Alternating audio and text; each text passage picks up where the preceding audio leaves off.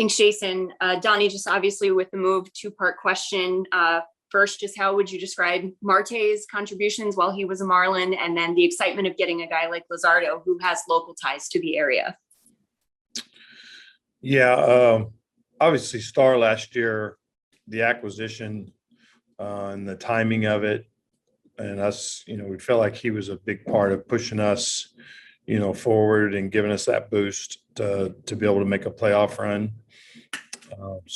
And then obviously just continues on this year, and a guy that, our players respect. I think he's respected throughout the game, the way he handles himself and the way he goes about his business. So he's been a total positive for us as an organization.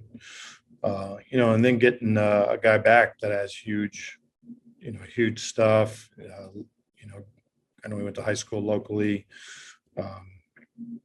Is also, where we've been an organization that's built around pitching, and to get a guy like that back at a trade deadline with huge potential is obviously a nice deal for us. Jordan. Yeah. Hey, Donnie, now with Marte traded, what's your plan for center field, especially considering he's basically held that spot for you for the last year, for basically the last year? I'm not quite sure. Jason hadn't given me my plan yet. So tonight we'll put Mags out there in center. So, we'll see which way we go. We'll kind of talk about it a little bit. It's a spot. When you pitch, you look at it, you can look at it as a spot that you want to play defense and you want to go get the ball. And obviously we have, Mags can do that. You got a number of guys that are capable of that role in the organization with Marte. Also another guy that can go get it in center and dynamic, that type of thing. So haven't quite, obviously this thing just happened, and tonight we'll throw Mags out there, but we'll look into it more moving forward. Christina. Yeah, Donnie, obviously you mentioned it's kind of just happened, but for Jesus, would the idea maybe for him to fit right into the rotation, or how do you kind of foresee that playing out? Again, this thing just kind of like hits our level, and exactly when he'll arrive or what the plan is. We'll be able to work through that.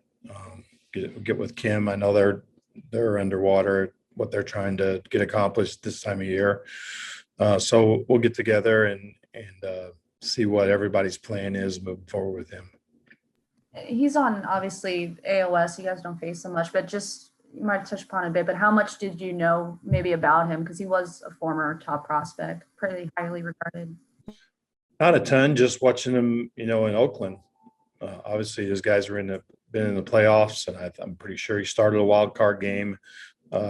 Seeing that, but just seeing the name and hearing people talk about him as much as anything. Hadn't had a chance to see him. We're in a different spring training. We haven't seen those guys in a while with COVID and things like that. So it's been a little bit. I've never seen him pitch other than on TV.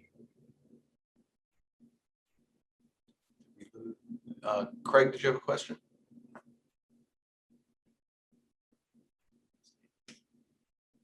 Okay. Jess, go ahead. Hey, Donnie, I just had more of a lighthearted one, I guess, to end it.